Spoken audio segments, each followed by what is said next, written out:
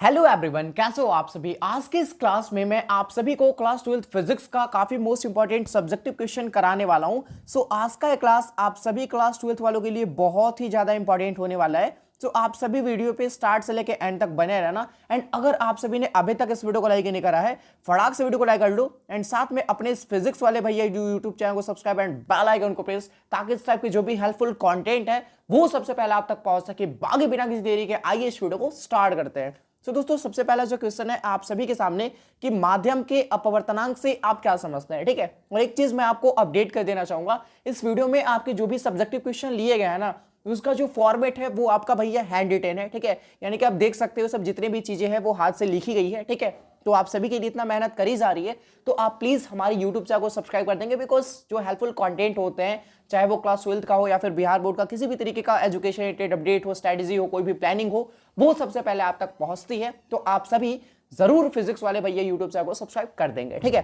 तो सबसे पहला जो क्वेश्चन है आप सभी के सामने कि माध्यम के अपवर्तनांक से आप क्या समझते हैं, ठीक है। तो किसी माध्यम का अपवर्तनांक वह संख्या होता है, ठीक है। एक नंबर होता है आपका माध्यम का अपवर्तनांक। तो किसी माध्यम का अपवर्तनांक वह संख्या है जो बताता है कि उस माध्यम में प्रकाश की चाल किसी अन्य माध्यम की अपेक्षा कितने गुना कम या अधिक है। सो दोस्तों यहां पे समझना कि भैया यहां पे अपवर्तनांक कह क्या रहा है, ठीक है। जैसे मान लो यहां पे मैं अगर एक सतह बनाता हूं, ठीक है, और ऊपर में अगर मैं मीडियम दे देता हूं एयर और नीचे में मैं मीडियम दे देता हूं वाटर, ठीक है। उसके बाद क्या कहता है कि भैया किसी माध्यम का अपवर्तनांक वह संख्या है जो बताती है कि उस माध्यम में प्रकाश की चाल किसी अन्य माध्यम के अपेक्षा कितने गुना कम या अधिक है। जैसे मान लो ऊपर में मीडियम है आपका एयर, नीचे में आपका कोई और मीडियम है लाइक वाटर है, ठीक है। तो भैया क्या प्रकाश का चाल दोनों मीडियम में सेम रहेगा। अगर मैं क्या करता हूं कि एयर में, ठीक है, अगर एयर से मैं वाटर में भेजता हूं भैया प्रकाश की लाइट को, तो क्या एयर में भी जितना प्रकाश का चाल था वाटर में भी उतना ही रहेगा? तो जी नहीं, प्रकाश का चाल दूसरे मीडियम में जाते ही बदल जाता है, ठीक है। तो यही प्रकाश का चाल कितना गुना कम होता है या फिर कितना गुना अधिक होता है या फिर कितना परिवर्तन होता है, यही आपका अपवर्तनांक बताता है। यही नंबर आपका अपवर्तनांक कहलाता है। समझ गए ना। तो एक बार डिफिनेशन पढ़ोगे तो आपको क्लियर हो जाएगा, ठीक है, कि किसी माध्यम का अपवर्तनांक वह संख्या होता है जो बताता है कि उस माध्यम में प्रकाश की चाल किसी अन्य माध्यम की अपेक्षा कितने गुना कम या फिर अधिक है। क्लियर है। नेक्स्ट क्वेश्चन है आप सभी के सामने कि तरंगाग्र की परिभाषा दे।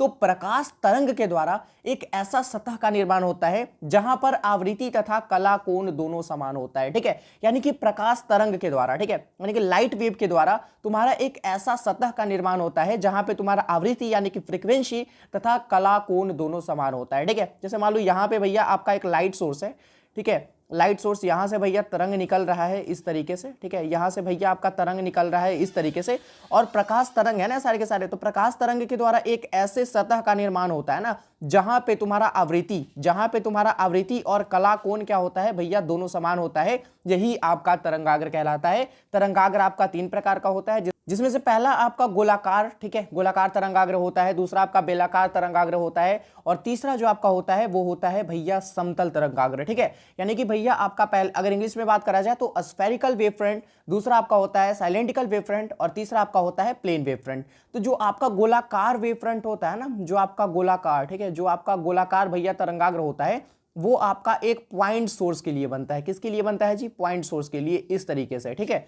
और अगर बात करा जाए बेलनाकार का, ठीक है, अगर बात करा जाए बेलनाकार का तो एक प्लेन के लिए तुम्हारा बनता है, ठीक है। अगर मान लो प्लेन इस तरीके से, अगर कोई प्लेन इस तरीके से अगर तुम्हारा आ रहा है लाइट सोर्स, ठीक है, तो उसके लिए तुम्हारा जो भैया बेलाकार तरंगाग्र बनता है, ठीक है। लेकिन अगर वही बात करा जाए भैया, मैंने आपको बताया समतल, ठीक है, तो समतल, तो इसके लिए जो भैया आपका लाइट सोर्स है ना वो अनंत से आनी चाहिए। अगर मान लो अनंत से लाइट आ रही है ना, तो भैया जो आपका तरंगाग्र बनेगा, जो आपका वेव फ्रंट बनेगा वो कुछ इस तरीके से बनेगा जो कि आपका समतलीय होता है, ठीक है। तो तरंगाग्र आपके जो वेव फ्रंट होते हैं वो 3 प्रकार के होते हैं, तो याद रखना। नेक्स्ट क्वेश्चन है भैया कि प्रकाश के वर्ण विक्षेपण को समझाइए। तो जब श्वेत प्रकाश की किरण, जब व्हाइट लाइट जो होती है वो किसी पारदर्शी प्रिज्म पर डाली जाती है, यहाँ पे देख रहे हो ये जो आपका है ना, ये आपका व्हाइट लाइट है, सॉरी, ये जो आपका है ना ये आपका व्हाइट लाइट है, ठीक है। यहाँ पे भैया व्हाइट लाइट डाली जा रही है और किसी एक प्रिज्म से होकर गुजारी जा रही है। तो यहाँ पे समझना कि जब श्वेत प्रकाश की किरण किसी पारदर्शी प्रिज्म पर डाली जाती है तो वह प्रकाश की किरण अपने अवयवी रंगों में विभक्त हो जाते हैं। टोटल आपके 7 कलर होते हैं, 7 रंग होते हैं। और इस 7 रंगों में क्या होते हैं, विभक्त हो जाते हैं। और ये जो आपका घटना है ना, यही आपका प्रकाश का वर्ण विक्षेपण कहलाता है। सिंपल सा बात है भैया, जो आपका प्रकाश का श्वेत प्रकाश होता है, ठीक है, जो आपका श्वेत प्रकाश होता है उसे तुम एक पारदर्शी प्रिज्म से होकर गुजार दो, ये अपने अवयवी रंगों में क्या हो जाएगा, बढ़ जाएगा, विभक्त हो जाएगा। यही आपका प्रकाश का वर्ण विक्षेपण कहलाता है, ठीक है। और ये जो 7 रंग होते हैं ना, जिसमें से सबसे टॉप पे आपका रहता है रेड और सबसे नीचे आपका रहता है बैगनी यानी कि वायलेट, ठीक है। और रेड रंग का यानी कि जो लाल रंग होता है, इसका जो वेवलेंथ होता है वो सबसे ज्यादा होता है, यानी कि तरंग दैर्घ्य सबसे ज्यादा होता है। और जो तुम्हारा वायलेट कलर होता है, इसका तरंग दैर्घ्य सबसे कम होता है, ठीक है। नेक्स्ट क्वेश्चन है कि प्रकाश के विवर्तन से आप क्या समझते हैं। ज्यादातर क्वेश्चन अगर बात करी जाए तो मे बी ऑप्टिक्स से ही लिए गए हैं, ठीक है, क्योंकि अभी तक जितने सारे भी 4 क्वेश्चन हमने करे सारे के सारे तो अभी ऑप्टिक्स से ही मिले ना चीजें, ठीक है। तो भैया वही है। तो प्रकाश के विवर्तन से आप क्या समझते हैं, तो किसी अपारदर्शी अवरोधक या द्वारक के तेज किनारों से प्रकाश की मुड़ने की घटना जो होती है वो प्रकाश का विवर्तन यानी कि डिफ्रैक्शन कहलाता है, ठीक है। तो डिफ्रैक्शन क्या होता है कि किसी अपारदर्शी अवरोधक, ठीक है, किसी अपारदर्शी अवरोधक या द्वारक के तेज किनारों से प्रकाश की जो मुड़ने की प्रक्रिया होती है ना, वही आपका विवर्तन कहलाता है। विवर्तन आपके 2 प्रकार के होते हैं, जिसमें से पहला आपका फ्रेनहोफर विवर्तन होता है, दूसरा आपका फ्रेस्नेल विवर्तन होता है, ठीक है। तो ये सब चीजें आपको ध्यान में रखनी पड़ेगी। नेक्स्ट क्वेश्चन है आप सभी के सामने 5 नंबर की विद्युत चुंबकीय तरंग यानी कि इलेक्ट्रोमैग्नेटिक वेव क्या होता है। देखो अगर मैं आपकी जानकारी के लिए बता दूं, जो आपका इलेक्ट्रोमैग्नेटिक वेव होता है वो एक प्रकार का एनर्जी होता है, एक प्रकार का ऊर्जा होता है। लेकिन थोड़ी सी यहाँ पे 2 लाइन लिखी हुई है, अगर इसको थोड़ा सा अगर ध्यान में दे लेना तो आपको ज्यादा क्लियर होगा। जब आवेश आपका त्वरित होता है तो विद्युत क्षेत्र चुंबकीय के साथ साथ भैया चुंबकीय तरंग के रूप में आपका ऊर्जा भी उत्पन्न करता है। देखो मैं क्या बोल रहा हूं कि अगर कोई भैया आपका कोई चार्ज है, ठीक है, अगर कोई चार्ज अगर आपका रेस्ट में है, ठीक है, तो ये केवल तुम्हारा इलेक्ट्रिक फील्ड क्या कर सकता है, जनरेट कर सकता है, इलेक्ट्रिक फील्ड रिड्यूस कर सकता है, ठीक है। लेकिन अगर वही भैया कोई अगर आपका चार्ज ऐसा है जो कि आपका भैया मोशन में है, ठीक है, तो ये भैया क्या करेगा, इलेक्ट्रिक फील्ड तो रिड्यूस करेगा, साथ में मैग्नेटिक फील्ड भी आपका रिड्यूस करेगा, ठीक है, और प्लस में इलेक्ट्रोमैग्नेटिक वेव के रूप में आपका एनर्जी भी उत्पन्न करेगा, ठीक है। वही चीज है ना कि अगर कोई आवेश तुम्हारा त्वरित होता है, मोशन में होता है, तो साथ में विद्युत क्षेत्र, चुंबकीय क्षेत्र और उसके साथ साथ विद्युत चुंबकीय तरंग यानी कि इलेक्ट्रोमैग्नेटिक वेव के रूप में तुम्हारा ऊर्जा भी उत्पन्न करता है। क्लियर है। नेक्स्ट क्वेश्चन है आप सभी के सामने कि लॉरेंस बल। तो लॉरेंस बल क्या होता है, तो देखो भैया कोई आवेश का पार्टिकल, ठीक है, एक ऐसे फील्ड में मान लो गति कर रहा है, ठीक है, अगर मान लो v वेग से अगर ये गति कर रहा है तो एक ऐसे फील्ड में गति कर रहा है जहां पे भैया तुम्हारा इलेक्ट्रिक फील्ड भी है, जहां पे तुम्हारा मैग्नेटिक फील्ड भी है, और दोनों के कारण इस पे जो लगने वाला नेट फोर्स होगा, इन दोनों के कारण इस पे जो लगने वाला नेट फोर्स होगा वही तुम्हारा लॉरेंस बल यानी कि लॉरेंस फोर्स कहलाता है, ठीक है। नहीं समझे, मैं फिर से आपको बता रहा हूं। जैसे मान लो तुम्हारा कोई चार्ज पार्टिकल है, मैं नाम दे देता हूं क्यू सॉरी, और ये तुम्हारा क्या है भैया v वेग से, ठीक है, v वेग से यूनिफॉर्म वेलोसिटी से क्या कर रहा है, तुम्हारा मोशन में है, ठीक है। उसके बाद यहां पे चीजें समझना, ये मान लो भैया एक ऐसे फील्ड में गति कर रहा है, जो तुम्हारा चार्ज है एक ऐसे फील्ड में मोशन में है जहां पे तुम्हारा इलेक्ट्रिक फील्ड भी है और दूसरा कि आपका मैग्नेटिक फील्ड भी है। तो सिंपल सा बात है कि इन दोनों के कारण इन दोनों के कारण इस पे जो लगने वाला नेट फोर्स होगा, इन दोनों के कारण इस पे जो लगने वाला नेट फोर्स होगा वही तुम्हारा लॉरेंस बल कहलाता है, ठीक है। तो सिंपल सा बात है कि भैया अगर मान लो सबसे पहले तो आपका नेट फोर्स जो आपका लगेगा वो ई के कारण अगर लगेगा तो वो तुम्हारा क्या होता है, क्यू ई होता है, ठीक है। अगर इलेक्ट्रिक फील्ड में तुम्हारा बल लगता है कोई आवेश पे तो वो तुम्हारा बल क्या होता है, क्यू इंटू ई होता है। लेकिन अगर वही बात कर ली जाए मैग्नेटिक में, ठीक है, तो मैग्नेटिक में क्या लगता है, क्यू वी क्रॉस बी, ठीक है, यही बल लगता है ना कि अगर कोई आवेश तुम्हारा अगर भैया चुंबकीय क्षेत्र में गति कर रहा हो तो तुम्हारा ए बल लगता है। अब तुम दोनों को क्या कर दोगे, ऐड कर दोगे, तो तुम अगर दोनों को ऐड करते हो तो आपके सामने कुछ इस टाइप से रिजल्ट मिलेगा, और यहां से तुम अगर क्यू को क्या कर लेते हो, कॉमन कर लेते हो, तो आपके सामने मिलेगा ई प्लस में वी क्रॉस बी, ठीक है। तो यही आपका एफ नेट का वैल्यू होता है, यही आपका लॉरेंस फोर्स कहलाता है, ठीक है। तो ये सब चीजें आप ध्यान में रखोगे। नेक्स्ट क्वेश्चन है कि चुंबकीय आघूर्ण तथा मात्रक एवं बीमा लिखा है, ठीक है। तो फर्स्ट ऑफ ऑल आपको चुंबकीय आघूर्ण को आपको क्या करना है, डिफाइन करना है, देन उसके बाद उसका मात्रक और उसके बाद आप उसका डायमेंशन यानी कि बीमा आपको लिखना है। तो भैया ध्यान से समझना, चुंबक का ध्रुव सामर्थ्य, चुंबक का जो आपका ध्रुव सामर्थ्य होता है, ठीक है, तथा चुंबक के प्रभावी लंबाई को चुंबकीय आघूर्ण कहते हैं। यानी कि जो आपका चुंबक का ध्रुव सामर्थ्य होता है जिसे हम लोग छोटा m से डिनोट करते हैं, तथा चुंबक के प्रभावी जो आपका लंबाई होता है वो तो नॉर्मल चीजें है ना भैया l, ठीक है, और क्वांटिटी अगर देना चाहो तो तुम 2 दे सकते हो। जैसे मान लो मैं 2 मीटर का लंबाई होगा तो मैं यहाँ पे क्वांटिटी बस एक 100 कर दे रहा हूँ, 2 3 कुछ भी आप ले सकते हो, ठीक है। तो चीजें क्लियर है।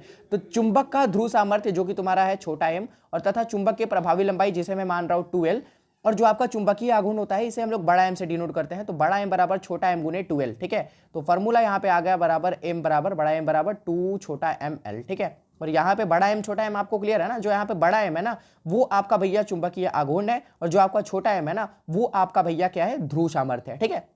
उसके बाद अगर बात कर ले जाए भैया यूनिट की, तो वो तुम्हारा हो जाएगा ए इंटू मीटर स्क्वायर, ठीक है। ए इंटू मीटर स्क्वायर यानी कि एम्पियर मीटर स्क्वायर, ठीक है, एम्पियर मीटर स्क्वायर।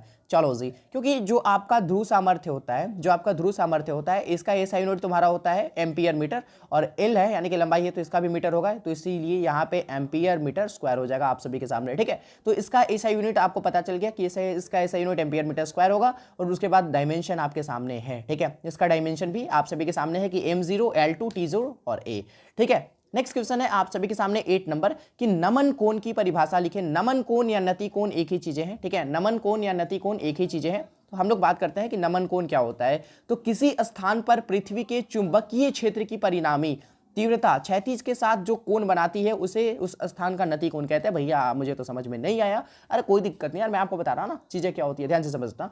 नमन कोण की परिभाषा आपसे पूछ रहा, सिंपल सा बात है। तो किसी स्थान पर पृथ्वी के चुंबकीय क्षेत्र की परिणामी जो तीव्रता होती है वो क्षैतिज के साथ, इस तरीके से क्षैतिज के साथ जो आपका कोण बनाता है वही आपका नति कोण या फिर नमन कोण कहलाता है। और कोई पॉइंट है कि जैसे अगर बात करा जाए दिल्ली का, तो दिल्ली का नमन कोण तुम्हारा 42 डिग्री है, ठीक है।